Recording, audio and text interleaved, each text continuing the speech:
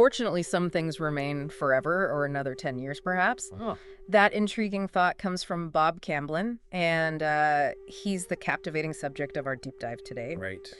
You, our curious listener, you've provided this, well, wonderfully rich collection of his writings and details about his exhibitions, and we're genuinely excited to explore it all for you. Yeah, it's great stuff. Camblin's expressions, they range from these wonderfully concise, almost poetic snippets to, more expansive reflections.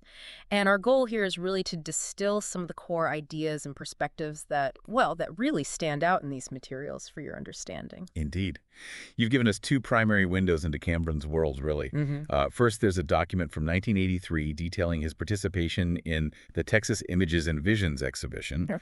which actually traveled across the state. And second, this fascinating compilation of his quotes and other musings, offering a more direct line maybe to his inner thoughts on a pretty diverse range of topics. Yeah, it's quite a mix. It's a fantastic opportunity, I think, to connect his artistic endeavors with his broader way of seeing the world. Okay, let's dive right in then with his early career and, how his work started gaining recognition. This Texas Images and Visions exhibition in '83, it seems like a pretty significant early milestone. Definitely. It started at the Archer M. Huntington Gallery at UT Austin, and then it went on to be seen in Corpus Christi and Amarillo. That suggests his work was resonating, Yeah. with people across Texas. Absolutely. It really indicates an early acknowledgement of his significance within the Texas art landscape. The exhibition catalog, authored by William H. Goatsman and Becky Duval Reese, it specifically highlights his piece, Big Bend, homage to Earl Staley, 1980. Okay. What's particularly noteworthy, especially for you as you explore his various works, is its description as an oil and postcard collage on canvas. Oil and postcard. Wow. Yeah. This hints at his early exploration of combining different materials, suggesting, well, a willingness to push beyond traditional approaches pretty early on. An oil and postcard collage that is such an interesting combination. It really makes you wonder about the artistic choices behind that particular piece. Mm-hmm. And at 48 by 60 inches, it was a pretty substantial work. Yeah, not small. But his engagement wasn't limited to painting, right? He also created lithographs with the Archer M. Huntington Gallery. Titles like Untitled, Wave with Rock, Wave and Seawall, and Stake in Wave. Right. For someone interested in his broader artistic output, this shows he was also exploring the unique possibilities of printmaking. Lithography, for those maybe less familiar, is a printmaking process using a flat stone or metal plate. Exactly. It really demonstrates a versatility in his artistic practice, moving pretty fluidly between different mediums. Now, if we turn our attention to the collection of his quotes, this is where we gain a really intimate understanding of his internal landscape. Yeah, this is fascinating stuff. And one of the prominent themes that emerges for you as you delve into his thinking is this recurring reflection on time and change. Absolutely. That very first quote we started with, fortunately, some things remain forever, or another 10 years perhaps. It has this wonderful duality, doesn't it? It really does. A touch of optimism immediately tempered by, well, a wry sense of reality. And then there's his reflection on the cottonwood trees, that vivid memory of songs and music stopping as the signs of their decay became apparent. That's powerful imagery. He connects this external observation to the poignant realization of, well, everyone aging in that shared moment. It's such an evocative way of linking a sensory experience to the passage of time. So for you, our listener who appreciates these connections, it seems Camblin viewed time not just as like a linear progression, but something deeply intertwined with our experiences and perceptions. And what's fascinating here is that he's not just noting the obvious fact of change, right? Huh. He's delving into how that change affects our awareness and our shared human experience. Yeah. The Saltaire Summer 1967 memory, tied to this observation of decay, it becomes a powerful symbol of this shared temporal vulnerability. Yeah. This sensitivity to the ephemeral nature of things really permeates many of his other reflections as well. Definitely. Then we get this really thought-provoking pairing. Look into the atom, you get what you need. Look into magic, and you get what you need. Philosophy and art are in both. Wow. It's this compelling idea, isn't it, that fundamental answers and, well, the wellsprings of creativity can be found in seemingly opposite realms, the precision of the scientific and the mystery of the mystical. For you, considering your interests and diverse perspectives, this suggests Camblin saw maybe a deeper unity underlying different ways of understanding the world. Precisely. He's proposing a convergence, a shared foundational source for both our logical understanding of the universe and our intuitive creative expressions. The subsequent quote about sticking with common sense to appreciate miracles in both science and magic, Mm. while hoping for that intensely bright gray area where they might meet, it further underscores this desire to kind of bridge these perceived divides. That intensely bright gray, what a vivid image. And it leads almost seamlessly into his thought on the sixth sense being, without a doubt, senza dubio. Right. It's almost as if he's suggesting that true insight or intuition operates on a level of certainty that just transcends mere logical proof. If we connect this to your own pursuit of those aha moments, listener, it might suggest Camblin valued a more intuitive, perhaps even visceral form of knowing. Yes, it definitely speaks to a deep conviction that some forms of understanding are just immediate and unquestionable. If we connect this to the bigger picture for you, it raises an important question about the role of intuition, not only in artistic creation, but also in our broader perception of reality and, how we come to understand the world around us. Another quote that might particularly resonate with you, listener, given your interest in the human condition, is the one about the soul's attachment. Bright day, and I soar. How cruel that my soul is attached to this earth, and yet there's this beautiful tension captured here, isn't there? The yearning for transcendence juxtaposed with the grounding pull of earthly existence. That's such a classic human struggle, isn't it? The Yes. desire for something beyond our immediate reality while still being, tethered to the physical world. Mhm. It speaks to a fundamental aspect of our experience, and it's interesting to see it expressed so directly and with such, poignant simplicity in his writing. He also grapples with truth and self-awareness. I cannot tell a lie to myself for very long. Find something in nature that completes you, and then surrender. Mhm. There's a directness here, a call for radical honesty with oneself, and a suggestion that finding a sense of peace or maybe deeper truth might come through a connection with the natural world and a letting go of the ego. For you, as someone seeking genuine understanding, this emphasis on self-honesty as a foundation seems really key to Camblin's perspective. The act of surrendering to something in nature implies a relinquishing of control, right? A finding of one's place within a larger order. What's fascinating here, and perhaps something for you to consider, listener, is the implicit link he draws between this radical self-honesty and the ability to truly surrender and find completion. And then he shifts to this very concise and almost instructional set of ideas. The light is all you need. The end is to evolve by doing the best you can. The means is to amplify what you're doing and believe. Very direct. It's like a stripped-down philosophy of purpose and action, almost a recipe for growth.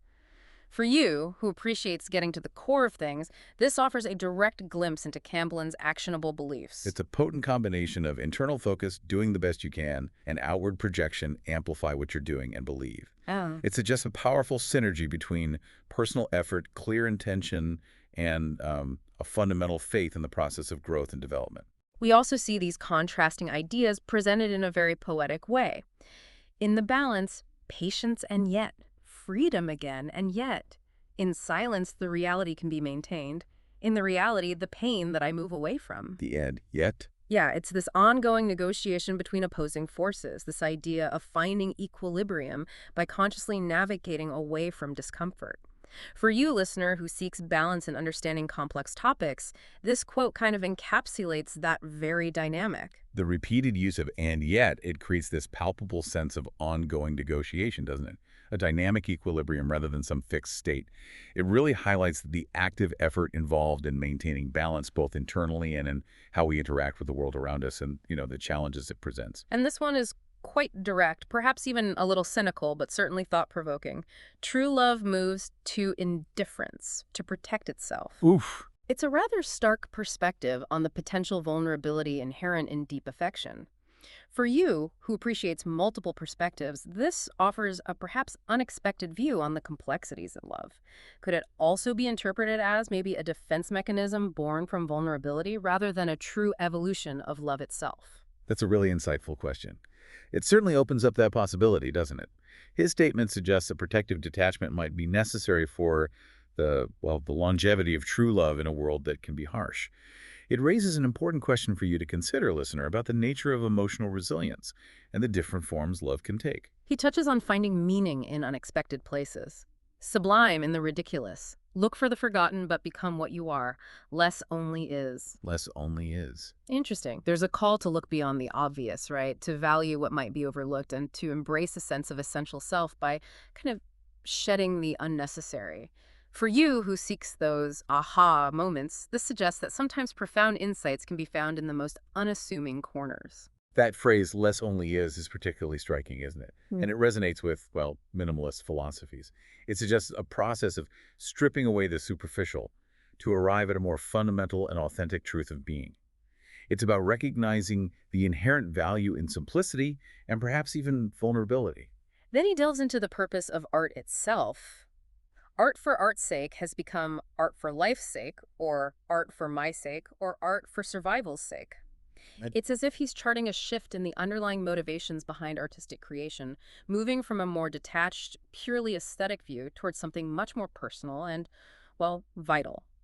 For you, listener, who is exploring the significance of art, this quote highlights a potential evolution in its purpose and personal relevance. He's suggesting a move away from a purely detached or intellectual justification for art towards something deeply connected to lived experience, personal necessity, and perhaps even a fundamental human need for expression and meaning-making. This aligns, I think, with the idea of art as a powerful form of communication and a vital exploration of the human condition. This idea of stepping off the train of thought comes up a few times in his writings, doesn't it? It does, yeah. He describes it as being to find the power that is no power, to do the work that is not work, to laugh the true laugh, bending is not bowing.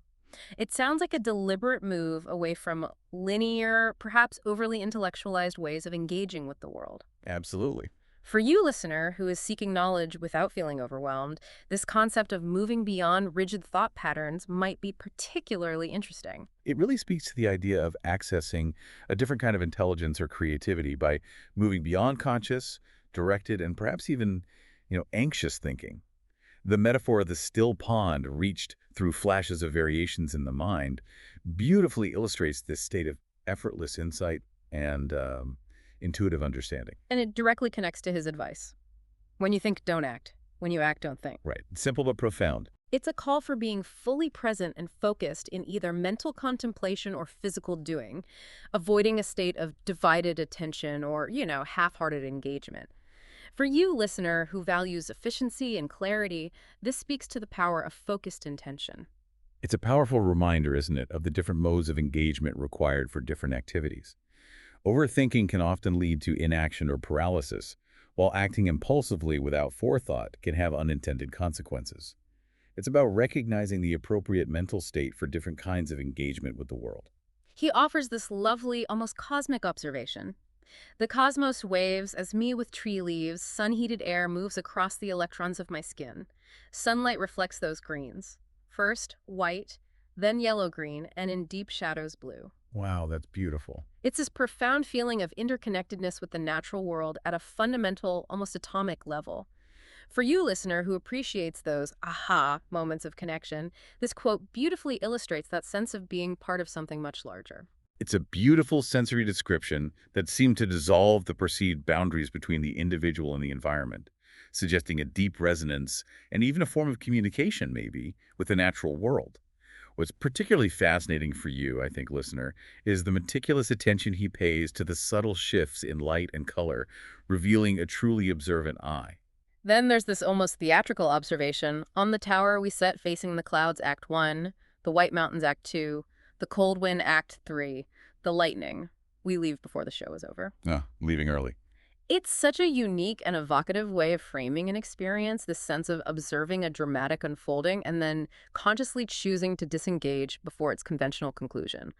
For you, listener, considering how you process information and move through experiences, this might suggest Camblin valued capturing key moments and, well, moving on with intention. It hints at a particular way of experiencing life, doesn't it?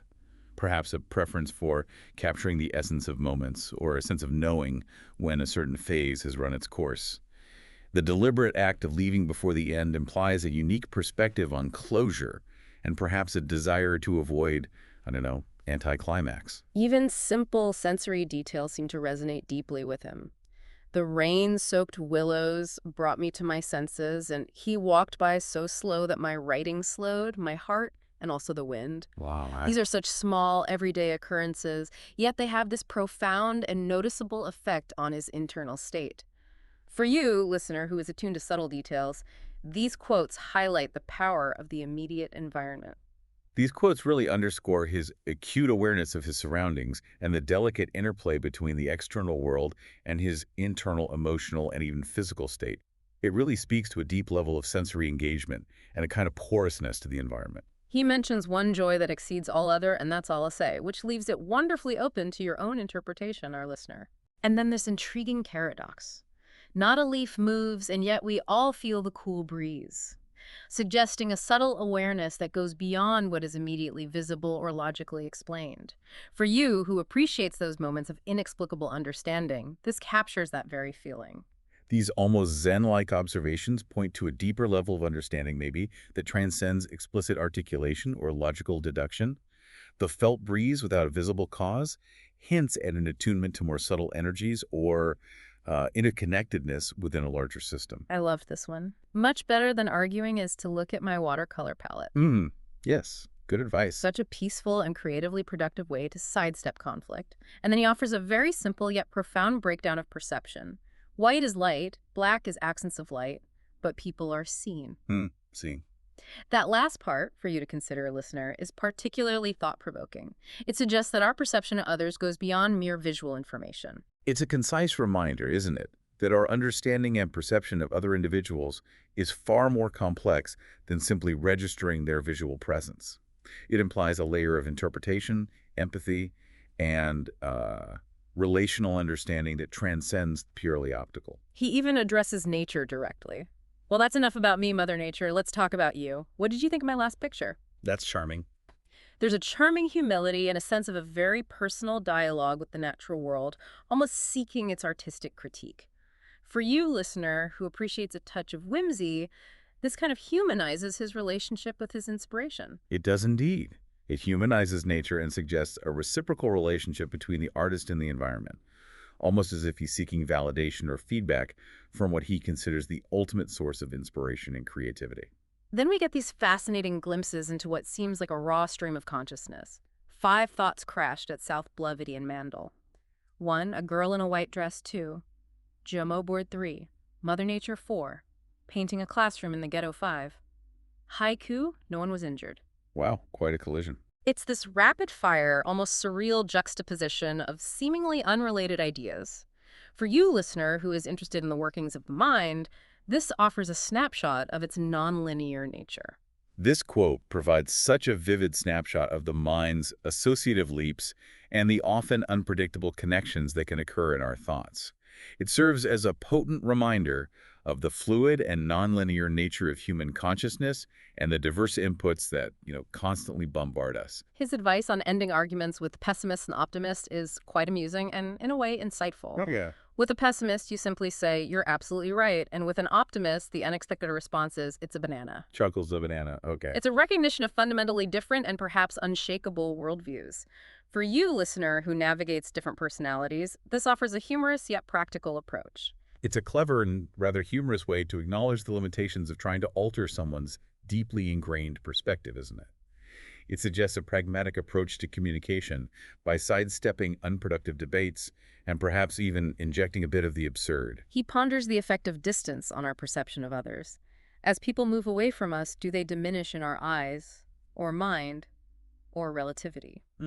Deep question. It's a question that touches on the nature of memory, the impact of emotional bonds, and even our understanding of space and time in relation to human connection.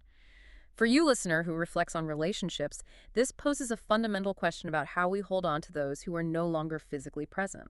This is a profound question that delves into the subjective nature of our experience and how our relationships are shaped not only by physical proximity, but also by psychological distance, the vagaries of memory, and perhaps even the relativistic nature of our emotional attachments. And this is a sentiment many can likely relate to. My attempts to stop arguing created an argument. Oh, the irony. Yes, happens all the time. It's the inherent irony that sometimes our best intentions in communication can just backfire. For you, listener, who values smooth interactions, this highlights the complexities of human dynamics. It certainly does. It highlights the often unpredictable nature of interpersonal dynamics and how even well-intentioned efforts to de-escalate conflict can sometimes inadvertently escalate it further. A very common human experience, unfortunately. He makes a distinction between simply arguing or agreeing and truly communicating. If you argue or if you agree, you may learn, but you do not communicate. Interesting distinction. It suggests that genuine communication might involve something deeper than just an exchange of ideas or, reaching a consensus. For you, listener, who values understanding, this implies a richer form of connection. He seems to be emphasizing a deeper level of understanding, maybe empathy, and a genuine exchange of perspectives that goes beyond mere intellectual agreement or opposition. True communication, from his viewpoint, might involve more profound connection and a willingness to truly hear and understand the other person. The metaphor he uses of the open gate, broken fence, and the persistent search for a quarry whose size remains unknown, yet maintaining faith in the pursuit, is quite powerful. He keeps searching, but does not know the size of his quarry. Yet he has faith. He looks in all directions. If he could only see all around, all at once. It speaks to a fundamental human drive and perhaps the inherent limitations of our perception. For you, listener, who is on your own journey of discovery, this resonates with the often uncertain nature of seeking knowledge. It's a compelling image, isn't it? Of a relentless quest fueled by an intrinsic belief, even in the absence of a clear definition of the ultimate goal. The yearning for a comprehensive, all-encompassing awareness is a theme that resonates deeply with many philosophical and spiritual explorations. He offers a rather distinct view on societal change. Revolution leads to changes. Evolution is change. The first will be man's misunderstanding. The second is understanding. The balance will be found in our minds. Individually now, perhaps collectively later. Revolution versus evolution. He seems to favor a more gradual, internal shift in understanding as the true driver of change, rather than abrupt external upheaval. For you, listener, who reflects on societal progress, this offers a particular perspective on how transformation occurs. He's drawing a really clear distinction between superficial alterations brought about by revolution and a more profound fundamental transformation rooted in genuine comprehension through evolution. The idea that this crucial balance begins within individual minds before potentially expanding collectively, well, it offers a hopeful vision for societal growth, doesn't it? There are also these very grounded, almost proverb-like observations, such as, you never miss the water until the wells run dry, a simple truth we can all understand. Classic. And then this lovely little nature haiku, 6 starlings sitting among broken branches, look, no buds are growing. It's this sharp, almost melancholic observation of a seemingly barren moment in nature. For you, listener, who appreciates the beauty and simplicity, these offer poignant reflections on life's realities. These really highlight his ability to extract wisdom from everyday experiences and to capture fleeting moments in the natural world with both precision and evocative language, revealing a deep connection to the rhythms of life. And this subtle but powerful perspective shift. Every day, the clouds circle our tower as if we again were the intruders. Ooh, I like that. It's a gentle yet profound way of inverting our typically human-centric view of the world, suggesting that we might not always be the natural inhabitants of a space. For you, listener, who considers different viewpoints, this encourages a more humble perspective. It encourages a humbling recognition of humanity's place within the larger natural order, doesn't it? Subtly reminding us that we are part of a broader ecosystem and perhaps not always the dominant force in the landscape. This quote from his Brian Sketchbook 6 is quite poignant and might strike a chord with your own reflections on life's challenges, listener. There, beneath those rocks, poor fish, trapped by the changing tides, so much like us. Yeah, that hits home. It's this immediate sense of empathy with a creature caught in circumstances beyond its control, a powerful metaphor for the human condition. It's a very effective and relatable metaphor for the human experience. That feeling of being subject to larger forces and circumstances beyond our individual control, much like the unpredictable ebb and flow of the tides. He also has these wonderfully whimsical little thoughts, like, it wouldn't be too bad to come back as a fly if you knew your body would shine in the sun that way. Chuckles. It's a playful appreciation for even the smallest and perhaps unexpected aspects of existence. For you, listener, who appreciates a touch of lightheartedness, this reveals a charming perspective. It reveals a delightful sense of curiosity and an ability to find beauty and even a touch of wonder in the most unexpected forms and perspectives, even imagining the world from a completely different creature's point of view. And then we get these beautiful, almost painterly descriptions in his writing. Darning needles sew shimmerline tapestries of blue, green, and white bands, and bleached, textured in white, to taste and sight, pray ever avoid the lamp fate. Avoid the lamp fate. Hmm. There's a real visual and sensory richness in his language here. For you, listener, who appreciates the nuances of art, this demonstrates his keen eye for detail. These evocative descriptions vividly demonstrate his keen powers of observation and his remarkable ability to translate those sensory experiences into poetic and imaginative language. That added phrase, avoid the lamp fate, for something bleached white, adds a layer of intriguing, almost cautionary subtext, doesn't it? Then we encounter these concise, almost haiku-like fragments that leave a lot to your imagination, our listener.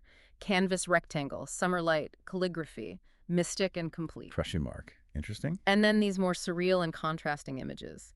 Eater of Christians, Chimera Byzantium warm, cold children's chair, and San Gimignano, calamari to oblivion. Strange ways of magic. Wow, okay. That's a journey. For you, listener, who enjoys a bit of mystery, these offer intriguing glimpses into his inner world. These fragmented thoughts and surreal juxtapositions really invite the listener to engage actively, don't they?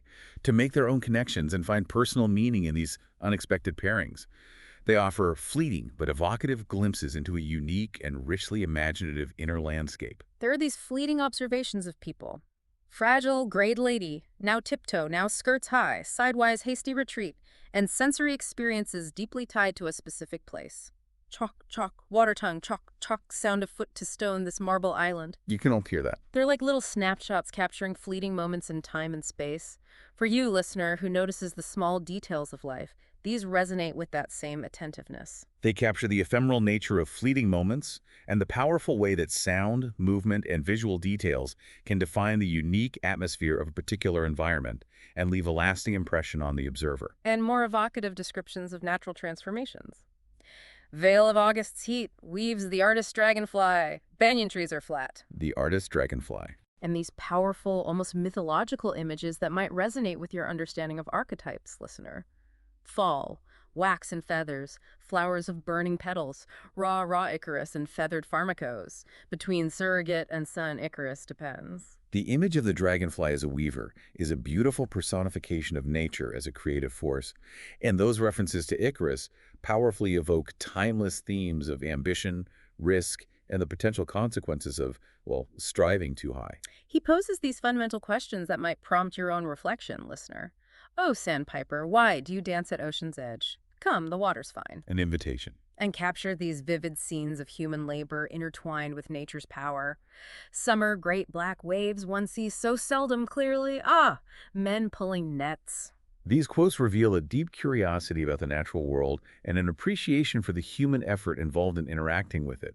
That almost beckoning invitation to the sandpiper carries a subtle undercurrent of existential questioning, maybe, about our relationship with the unknown. Even colors in specific places seem to evoke strong and immediate reactions for him. Green rocks, blue water, bright-colored Tiberian's picado, capretti, and these more hidden, almost secret moments. Through purple leaves flash iridescent winged shadows, hide the sinking shell. For you, listener, who appreciate sensory detail, these paint vivid mental pictures. These sensory-rich details vividly bring specific locations and fleeting moments to life, showcasing his acute attentiveness to the visual, emotional, and even perhaps cultural nuances of his surroundings. We get poignant glimpses of personal history, too. First child, glory be, 7 years deprived, my dear, for economy, a brief but powerful insight. Wow. And then this universal experience of self-reflection. The strange mirror, bright face cupped between my hands makes me seem so young. For you, listener, who considers the passage of time, this moment of reflection in a mirror likely resonates. These more personal reflections offer intimate glimpses into his own life experiences and his poignant awareness of the passage of time and the often disconcerting ways it alters our perception of ourselves. He explores themes of duality. White magic, white lies, thoughts of twisted limbs and mind, the hidden fear seen, The darkness underneath. and then the seemingly simple yet profound statement about the underlying constancy of nature. This egg in brown leaves has a great secret of mine that nothing changes. For you, listener, who seeks deeper truths, this offers a paradoxical view on change. The juxtaposition of white magic and white lies subtly hints at the deceptive nature of appearances and the potential for hidden darkness beneath a benign surface. The secret of the egg, in contrast, suggests an underlying permanence and cyclical nature beneath the ever-shifting surface of the world. He observes these tiny wonders with the poet's eye, ragged wheels of silk, minuscule dragons observed by Buddha spiders, Buddha spiders, night. and shares this playful thought about the act of creation. This dragon never lived on paper or flowers. Well, perhaps next time. For you, listener, who appreciates the power of imagination, these offer delightful glimpses into his creative mind. These quotes beautifully showcase his imaginative capacity and his ability to find wonder and even mythical imagery in the smallest details of the natural world, blurring the lines between observation and fantastical invention. He posed these quiet contemplative questions. Jawless monster, cold marble sundial of the church, do the old men sleep? And observes the cyclical nature of the seasons. Weeds of last year crowd shaking with lavender, spring winds are just the first sign. For you, listener, who appreciates moments of stillness, these evoke a sense of contemplation on time and mortality. These are wonderfully contemplative observations that invite reflection on the enduring presence of historical artifacts, the passage of time, and the cyclical rhythms of nature that constantly renew and transform the world around us. There are these fleeting, almost dreamlike images that might spark your own imagination, listener. Blue pictures pulsing, the faded image breathes once, the tattooed hand waits. Evocative. And this fundamental question about agency in the natural world, seed pod, dragonfly, shriveled weed, or living thing, stirred by wind or God. These fragmented and evocative images tap into the mysterious and often inexplicable forces at play in the world, prompting us to consider the delicate balance between natural processes and perhaps something more transcendent. He finds a certain beauty in the discarded. Blue bottle banquet. From the sea in summer come tide-washed necklaces. Nice phrasing. And expresses a sense of loss deeply connected to specific places. Ah, purple canals, golden Biloxi. The rain muffles her crying, and on longboat, memory of summer walks, I hear this is gone. For you, listener, who understands the power of place and memory, these evoke a sense of nostalgia and perhaps even melancholy. These quotes beautifully evoke a sense of nostalgia and the poignant connection between personal memories and specific locations, highlighting how places can become intertwined with our emotional landscape and the experience of loss. The artist's internal struggle is laid bare in this frustrated yet determined statement. The painted eye sees more than mine, and God damn it, I see nothing yet. Ah, the artist's curse. And then this contrasting burst of pure creative vision. This strange device whirled by a figure of my mind, a beautiful dance. For you, listener, who might engage in your own creative pursuits, these capture the highs and lows of that process. The first quote poignantly captures the often frustrating gap between artistic intention and actual realization, a common experience for many creators, I think. The second quote beautifully illustrates the exhilarating moment of inspiration and the pure joy of imaginative creation taking form. He has this playful interaction with the familiar gargoyles gargling water from Gothic churches. You missed me that time. Chuckles. And these more haunting, fragmented glimpses of the past. Off the shore, fragments of a memory are found, bones of Icarus. For you, listener, who appreciates a blend of whimsy and deeper narratives, these offer both. These quotes blend a lighthearted observation of the everyday with a more profound and perhaps even tragic undertone, hinting at larger stories and enduring myths that linger in our collective memory. Even a simple moment in a hammock becomes richly evocative. Hammock facing west, fingers knit to block the sun become burning twigs. That's vivid. And he reflects on the very nature of memory itself.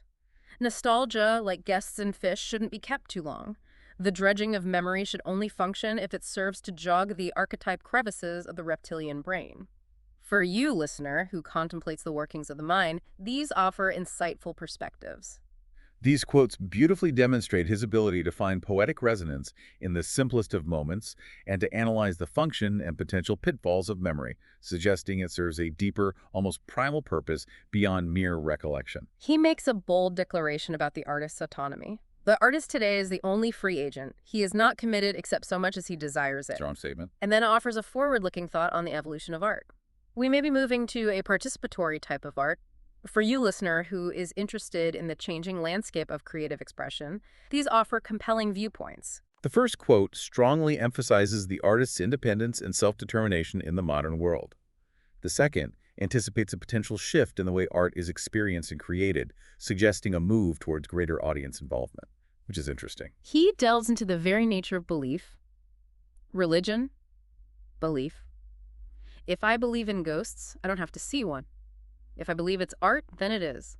If I believe that I am completely sentiment, then I can't be convinced I'm not. Belief creates reality. And then explores the seemingly paradoxical forces that influence creativity. Faith can aid and hinder. So can discipline. So can communication. So can being in Camblin circa 1968. For you, listener, who seeks to understand the foundations of conviction and creativity, these offer intriguing ideas. He's highlighting the powerful role of belief in shaping our perception of reality and acknowledging the complex and sometimes contradictory ways in which even seemingly positive forces can impact the creative process, depending on context and, well, individual circumstances. He makes this rather direct connection between fundamental human experiences. Art is and it isn't, and now everyone knows. Love. Art, if experienced, no description is necessary, but often making out is confused with love, and feeling good is not always art. Drawing clear lines. It's a clear distinction he's drawing between genuine experience and superficial imitations.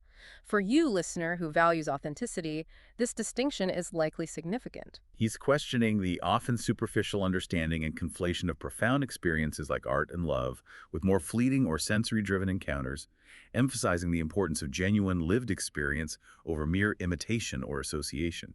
He uses these rather abstract, almost mathematical and metaphorical expressions to explore the concept of balance. Resist and submit, held in perfect balance, figure four times into the thing and 3 times back again. Stay out the last, if lucky. 4 times the trap is sprung and 3 times the quarry flees, changing bait the last time. 2 times the figure 4 and multiply my mistakes, the last time to infinity. When understood, all truth is funny. Okay, that's dense. Needs unpacking. It's a very unconventional way of thinking about equilibrium and perhaps the cyclical nature of struggle and resolution. For you, listener, who enjoys a bit of a puzzle, this offers a unique perspective.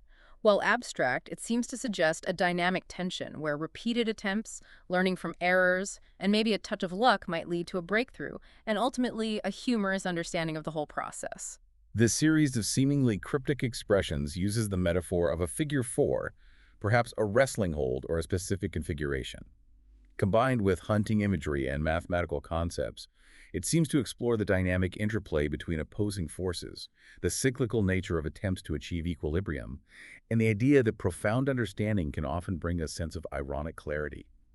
Or maybe just make you laugh, right? Right. And this recurring advice to step off the train of thought comes with a pointed warning about the demon of being right. Ah, yes, that demon.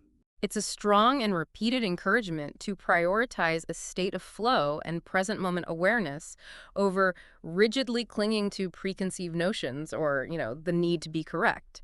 For you, listener, who is open to new ways of thinking, this is a powerful suggestion for unlocking creativity and insight. He's strongly advocating for a more intuitive and less ego-driven approach to both action and creation, emphasizing the vital importance of being fully present in the process, rather than being constrained by the need to adhere to fixed ideas or prove oneself right. He has this rather wry observation about how historians sometimes view artists. Historians love artistic madness when it isn't alive and well and attending meetings. Chuckles, yeah, that rings true. It's a slightly cynical but perhaps accurate take on the romanticized view of artistic struggle from a safe historical distance. For you, listener, who might be interested in the realities of artistic life, this offers a grounded perspective. It suggests a tendency to romanticize the more dramatic aspects of artistic creation once the artist is no longer present, perhaps overlooking the more mundane realities and challenges of their daily existence when they were, actually living it. He encourages a more open and receptive mode of perception. We can train ourselves to open instead of close the circuits of perception. That's opening the circuits. And then draws a significant distinction between belief and knowing. Believing and knowing are different. Most people practice a belief or a religion they were raised in. Mystics know something else. They remain connected to a faith or abandon it, but they have been somewhere, and logic won't make the trip. One must look for the balance of intuition and logic.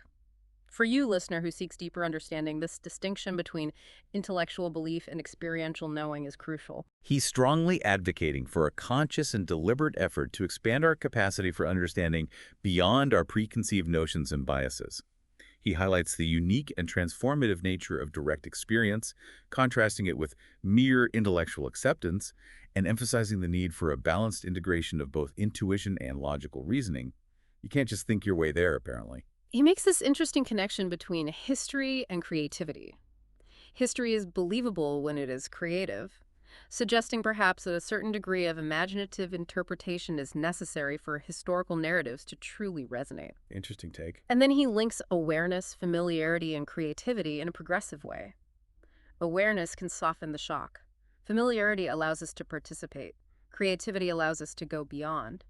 For you, listener, who is putting together different pieces of information, this offers a framework for understanding how we engage with new ideas. He's suggesting that for historical accounts to feel authentic and meaningful, they often require a degree of imaginative reconstruction. That second quote outlines a compelling progression. Initial awareness can mitigate the impact of new information.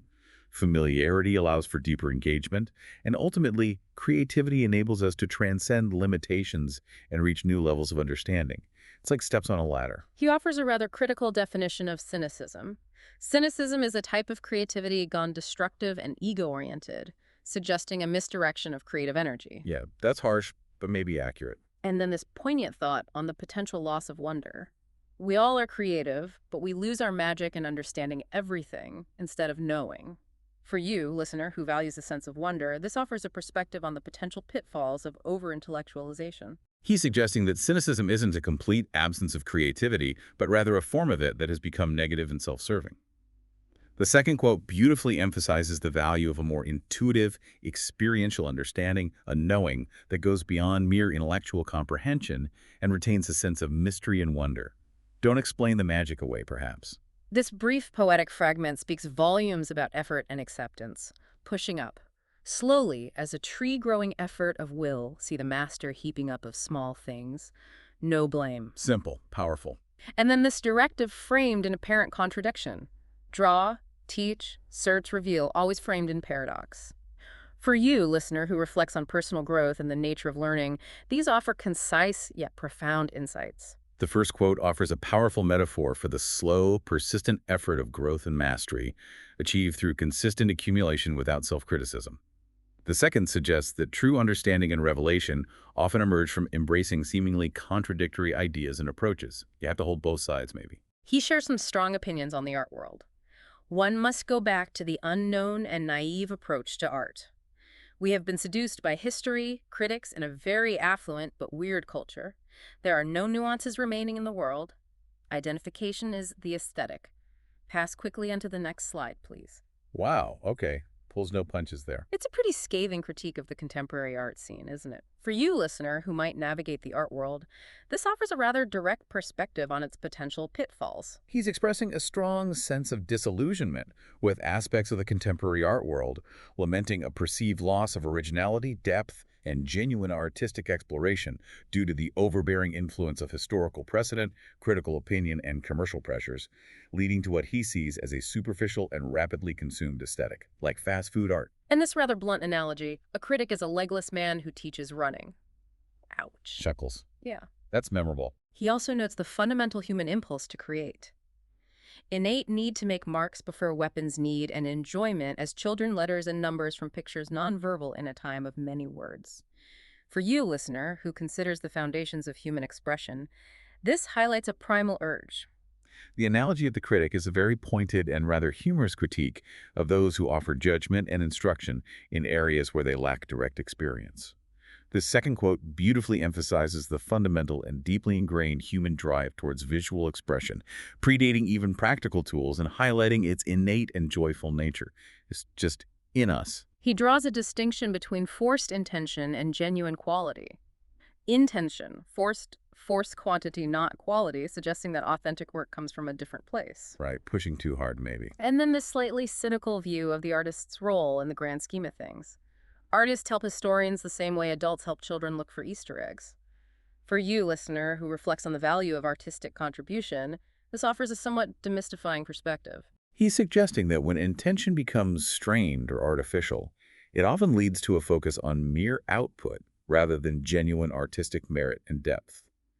The Easter egg analogy implies that artists might provide clues or interesting finds for historians to interpret and categorize, but perhaps not the ultimate meaning itself. Kind of deflating, maybe. He offers a warning about the potential downsides of technical skill. Facility is like the Midas touch, implying it can sometimes lead to a lack of true substance. Skill isn't everything. And then he suggests a correlation. There must be a correlation between the emptiness of some art and the efforts of critics and historians to fill it. For you, listener, who seeks depth in art, this offers a critical perspective on its reception. He's suggesting that what technical proficiency is valuable, and over-reliance on it can sometimes overshadow genuine artistic content, potentially leading to work that, while skillfully executed, lacks deeper meaning. The correlation he draws implies that excessive critical interpretation might sometimes be an attempt to compensate for a perceived lack of inherent substance in the artwork itself. Yeah. Interesting thought. He observes a potential shift in the arts. The visual arts have finally become non-visual, a rather provocative statement about the changing nature of artistic expression. Yeah, what does that mean exactly? Conceptual. And then he offers a concise key to mental focus. Zazen, the aimless mind, focuses itself. For you, listener, who is interested in the evolution of art and practices of mindfulness, these offer intriguing points. The first quote is a provocative commentary on the evolving nature of visual art, perhaps suggesting a greater emphasis on conceptual ideas and intellectual engagement over purely visual aesthetics. The second offers a concise description of a core principle of Zen meditation, where letting go of intentional thought can paradoxically lead to a state of focused awareness. He encourages embracing the creative process without fear of failure. Play the game as if your life depended on it. Why fear and doubt in a harmless course like drawing? Good point. It's just drawing. And then he outlines different types of drawings, perhaps as different modes of exploration: action experiment, slow analytic, and conceptual. For you, listener, who might engage in creative endeavors, this offers an encouraging and structured approach. He's advocating for a playful and uninhibited approach to the creative process, emphasizing that experimentation without the fear of judgment is crucial for discovery. The distinctions he draws between different types of drawing highlight the various ways in which visual creation can serve as a tool for exploration, analysis, and conceptual development. Different tools for different jobs. He emphasizes the nonverbal nature of both drawing and underlying concepts, and he finds a compelling model in the concise yet expansive form of haiku. Words are natural in a haiku. The idea is simple in a haiku. The reaction is more. For you, listener, who appreciates effective communication, this highlights the power of brevity and suggestion. He's suggesting that visual and conceptual communication can often bypass the limitations and complexities of language, accessing deeper levels of understanding and feeling. He sees haiku as a model of concise and natural expression, where simplicity of idea can lead to a profound and expansive response in the reader or viewer. Less is more, maybe. He talks about the importance of finding one's own mystic switch, a personal and evolving trigger for truth. Your own personal truth detector. And he stresses the need to truly see rather than just passively look, emphasizing that failure is an inherent and valuable part of the journey toward success. For you, listener, who is on a path of learning, these insights about personal discovery and the value of mistakes are likely resonant. He's emphasizing the subjective and dynamic nature of personal truth and the importance of cultivating a deep and active mode of observation. He also reframes failure not as an endpoint, but as an essential component of the learning process, providing valuable feedback and guiding us toward deeper understanding. Failing forward, essentially. He touches on the inherent limitations of language, reminding us that writing itself originated as nonverbal visual communication, and how the structures of syntax can sometimes constrain nonlinear thought. Right. Words can box you in. He also explores how various activities like drawing, reading, and music can engage a zazen mind, allowing intuition and inspiration to emerge more freely. For you, listener, who works with communication, this offers a perspective on its strengths and limitations.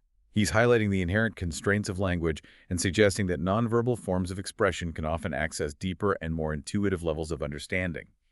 The concept of the zazen mind in creative activities points to a state of relaxed but focused awareness that allows for insights and inspiration to arise organically, bypassing the limitations of purely rational thought, getting out of your own way. He observes this fundamental paradox. We seek too hard and miss the way. Yes. Trying too hard. And he suggests an alternative approach to learning, one that involves resisting rigid learning in favor of embracing failure, relaxation, feeling, and genuine independent thinking. He even summarizes this idea beautifully. I didn't learn anything new, but I know a lot more now. For you, listener, who is constantly seeking knowledge, this offers a refreshing perspective on the learning process. He's advocating for a more intuitive and less forced approach to learning and discovery, emphasizing the importance of direct experience, emotional engagement, and a shift in perspective over the mere accumulation of new information. That summary statement perfectly captures that feeling of gaining deeper understanding through internal shifts rather than external input. It's about integration, maybe. He gets to the core of fear with this simple yet profound statement. We have nothing to fear but fear ourselves. Classic. And he touches on a central tenet of Zen philosophy. When Zen monks say that we are always the Buddha, but we keep forgetting it, most of the time I knew that, but now I know it. For you, listener, who might contemplate inner peace and overcoming limitations, these offer significant insights. He's pointing to the internal origin of our anxieties and limitations, suggesting that our greatest obstacles are often self-imposed. The reflection on the Zen concept highlights the difference between intellectual understanding and a deeper, more visceral realization of an inherent enlightened nature. Knowing in your bones, perhaps. He offers this intriguing perspective on mirrors and human interaction. Mirrors are not magic, they just seem to be. Everyone is a mirror, and that is magic. Laugh, laugh, suggesting a profound interconnectedness through reflection. Everyone is a mirror. Interesting. And he considers the intuitive, unconscious knowledge of animals. For you, listener, who reflects on relationships, this offers a unique lens. He's proposing that our interactions with others serve as reflections of ourselves, and that this constant mirroring, though seemingly ordinary, is in fact a remarkable and profound aspect of human connection. His mention of animals points to a form of innate understanding that operates outside of conscious intellectual processing, like a fish just knows water. He draws a distinction between different kinds of magic and seeing, contrasting a power-seeking, potentially negative magic with a positive seeing magic that leads to deeper understanding and art rooted in the endless part of life. Seeing magic versus power magic. He also notes the potentially overwhelming nature of real seeing as a whirlpool of relationships. For you, listener, who seeks genuine insight, this offers a valuable distinction. He's distinguishing between a manipulative or self-serving use of power and a more receptive, insightful mode of perception that allows for a deeper connection with the world and the creation of more meaningful and enduring art. That whirlpool of relationships metaphor highlights the complex interconnectedness that true understanding reveals.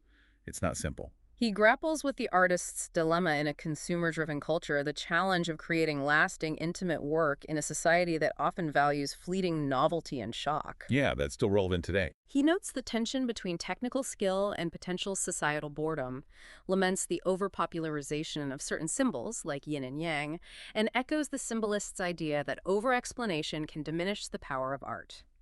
For you, listener, who considers the role of art in contemporary society, these are relevant challenges.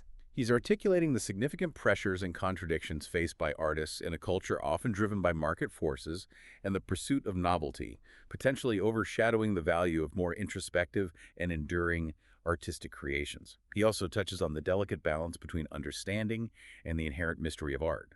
Don't kill it by explaining it. He reflects on the complex nature of communications, how wonderful and how sad, expressing a desire to finally mix fun and art, and considering how artistic influences evolve over time, with hope for diverse forms driven by genuine intention. For you, listener, who communicates and appreciates art, these are relatable sentiments. He's acknowledging the paradoxical nature of communication, both its potential for profound connection and its inherent limitations and possibilities for misunderstanding. The desire to integrate joy into artistic practice is a refreshing reminder of the fundamental human element in creation.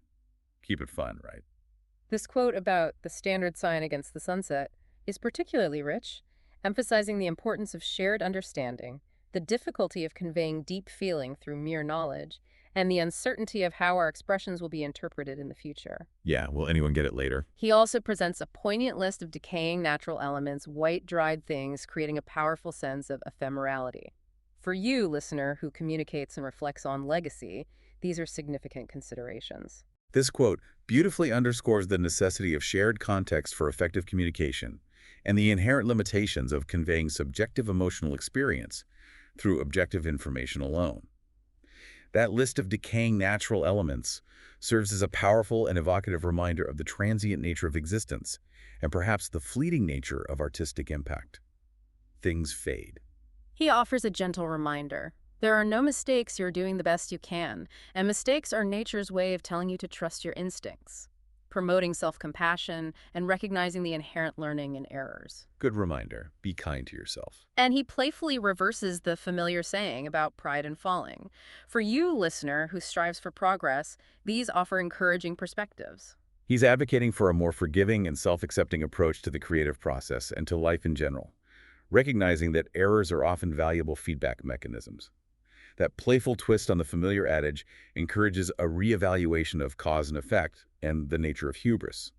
Maybe the fall comes first sometimes. He uses the analogy of arguing hologram bits to emphasize the importance of cooperation for achieving a fuller understanding, and he notes the cyclical interplay of chaos and order. Hologram bits arguing.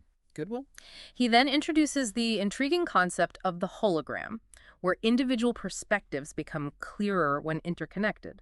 For you, listener, who seeks comprehensive understanding, these offer compelling metaphors. He's using a contemporary metaphor, well, contemporary for its time, maybe, to illustrate the limitations of isolated perspectives and the potential for greater clarity and a more complete picture through interconnectedness and collaboration. The idea of alternating chaos and order suggests a dynamic and ever-shifting balance in the universe. He anticipates reaching an edge of real time and reflects on diverse perspectives on the universe, from finite and steady-state models to higher-order and solipsistic views, suggesting that perhaps solipsists simply misunderstand the interconnectedness. Right, they think it's all about them. He also considers our experience of living in multiple times through an awareness of history and posits that the purpose of existence might be to dream of how it works through our individual expressions. For you, listener, who contemplates big questions, these offer a wide range of perspectives. He's contemplating our relationship with time and the fundamental questions of cosmology, suggesting a multitude of valid perspectives while hinting at a potential for deeper, shared understanding that transcends isolated viewpoints. The dream metaphor for existence is a particularly evocative way of thinking about our individual and collective role in the universe. We're dreaming the universe. Wow. He shares the beautiful metaphor of time travel at the speed of enlightenment and contrasts the hawk's expansive observation with the snake's patient stillness, noting the often complex nature of the path of least resistance for humans. He then poetically outlines the way back through silence and vastness, a cyclical journey of beginning, ending, and the subsequent step, emphasizing the need for action and the interconnectedness of past and future. For you, listener, who reflects on personal journeys and understanding, these offer rich imagery. These are incredibly evocative and insightful metaphors that explore the nature of profound understanding, the different ways of perceiving and navigating the world, and the cyclical nature of existence, return, and the ongoing process of growth and transformation. That way back sounds intense. He shares a brief anecdote about Louis Sullivan and the nuanced meaning of honor, both as a blessing and a potential burden, and offers this insightful saying about support. Some crutches are wooden, some are gold. Yeah. Support isn't always what it seems. He then expresses a sense of detachment from the pointlessness of conflict. Futility and provocation at war with one another not important. Be free, dolce far niente, carefree idleness. For you, listener, who values integrity and peace, these offer resonant reflections. The anecdote about Louis Sullivan poignantly illustrates the double-edged nature of deeply held principles and the potential complexities of living by a strong moral code. The saying about crutches astutely acknowledges the diverse forms of support we encounter, and that final quote expresses a liberating detachment from the often meaningless battles of ego and a call to embrace a state of peaceful freedom. Just let it go. This metaphor of the frozen phoenix is particularly striking. Trapped within a salty shell, unable to be reborn by fire, yet waiting in a mineral egg for a future hatching fire. Wow, stuck potential. And he reflects on the very meaning of living, finding that when the revealed meaning is an empty rib cage, the profound truth is that the living was the meaning. For you, listener, who contemplates the essence of existence, these are powerful images and insights. The image of the frozen phoenix is a potent symbol of potential held in stasis, awaiting a transformative force that differs from the expected. The realization about the empty ribcage and the profound statement that the living was the meaning offers a deep insight into the intrinsic value of experience and the journey of life itself, beyond any fixed or predetermined purpose. The process is the point. He offers this expansive cosmic perspective, the universe folding back on itself and patiently waiting for a magnificent pulse. Ooh. And then, offering further context to his own thoughts, he includes these insightful quotes from other thinkers, starting with Shinichi Suzuki on art as deeply personal expression with a responsibility to humanity. Right, bringing in other voices. Hmm. These included quotes provide valuable context for understanding the broader intellectual and artistic landscape that informed Camblin's own thinking, highlighting shared concerns and perspectives on the role and significance of art. Alan Watts on our profound interconnectedness with everything we observe and the vastness contained within ourselves. Mhm. These quotes resonate with Camblin's own recurring themes of interconnectedness with the natural world and a sense of something larger than the individual. You are the universe, basically. William James on the transformative power of revelatory ideas and the capacity of belief to shape reality. Yeah, belief again. These ideas align with Camblin's explorations of perception, intuition, and the subjective nature of reality. What you believe becomes true for you. Jean-Paul Sartre on the fundamental nature of being and the inescapable reality of consciousness. I think, therefore I am kind of thing. Right. These existentialist perspectives on existence and the self provide another lens through which to consider Camblin's reflections on the human condition. Just being is being. A profound Zen proverb on the wisdom found in silence, and Henri Bergson on the limitations of intellect in grasping reality, the importance of intuition, and the nature of perception. These quotes underscore the limitations of purely rational thought and the importance of other modes of understanding, echoing some of Camblin's own ideas about knowing versus understanding. Intellect isn't enough. Pierre Teilhard de Chardin on the deep satisfaction of self-giving and our inherent interconnectedness. These humanistic and interconnected views resonate with Camblin's occasional expressions of connection and shared human experience. We're all in this together. Jean-Baptiste Lamarck on the enduring power of habit and the continuous nature of change in all living things. These ideas provide a biological framework for understanding the constant flux and adaptation that Camblin also observed in various contexts. Change is constant. Habits shape us. Arthur Koestler on the vital role of courage, the self-learning aspect of creativity, the primacy of originality, and the inherent limits of language in creative expression. These quotes emphasize the internal and often nonverbal nature of true creative breakthroughs, aligning with Camblin's emphasis on intuition and stepping outside of linear thought. Creativity as learning from yourself. Carl Jung on the origins of creativity in the imagination, self-discovery through our reactions to others, the underlying order within chaos, the playful spirit of creation, the incalculable value of imagination, the mind's constant oscillation, and the limitations of belief without deeper understanding. Wow, lots from Jung. These rich psychological insights into the creative process, the unconscious mind, and the interplay of different aspects of our psyche offer a deep framework for understanding the complexities of Camblin's own creative and intellectual explorations. Play, imagination, chaos. It's all in there. John Fowles on the profound desire to simply be, the inherent uncertainty of life, the importance of self-acceptance in the present moment, the enduring power of love beyond death, and the ultimately solitary nature of life's most crucial questions. These existential themes of self-discovery, acceptance, and the search for meaning in an uncertain world resonate strongly with many of Camblin's own reflections on existence. Just be. Tougher than it sounds. Fyodor Dostoevsky on the hidden depths of our inner thoughts and the immediate connections we sometimes feel with others. These quotes touch on the complexities of the human psyche and the often unspoken connections that can form between individuals, things we don't even tell ourselves. Jay Salinger on the artist's unwavering commitment to their own vision, the potentially corrupting influence of money, the inherent uncertainty of action, the power of unarticulated meaning, the subtle unease that often accompanies art. Sailing, yeah. And John Updike's perspective on the importance of care in any creative endeavor. These quotes offer a glimpse into the artist's inner world, the challenges of maintaining artistic integrity in the face of external pressures, and the nuanced relationship between the creator and their work, that slight unhappiness of art. Interesting point. Updike again on art as providing essential space for the spirit and the artist's sometimes vague sense of direction. John Barth on the attributed nature of value. Lawrence Durrell on the redemptive power of art and the mirroring of our desires and our inventions, and Aldous Huxley on the inherent inconsistency of life. Nobody's consistent, right? Except the dead. Huh. Right. These diverse perspectives on the purpose, value, and inherent nature of art and life offer a broader context for considering Camblin's own motivations and insights. Art as breathing room. I like that. Finally, we come back to Camlin's own thoughts on the interconnected ecology of art. His passionate plea for artists to do your own thing for the greater balance.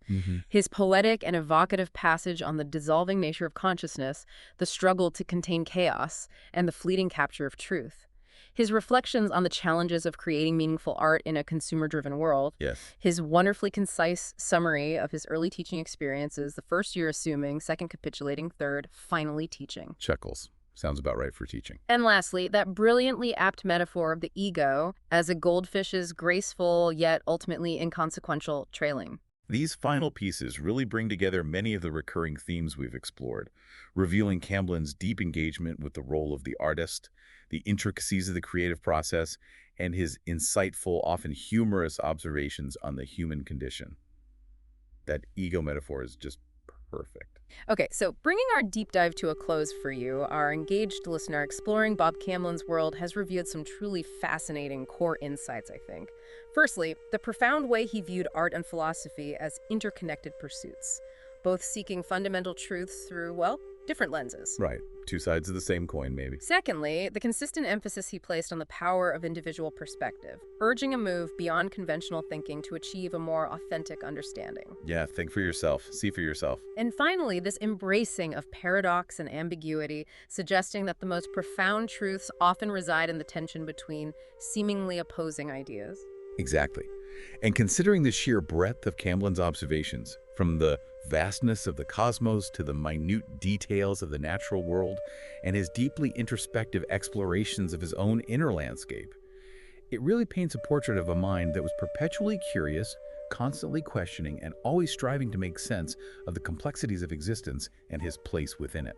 So, listener, considering Camblin's repeated emphasis on stepping off the train of thought, what unexpected discoveries might await you if you intentionally disrupted your own familiar patterns of thinking today? It's a thought to carry with you as you continue your own explorations.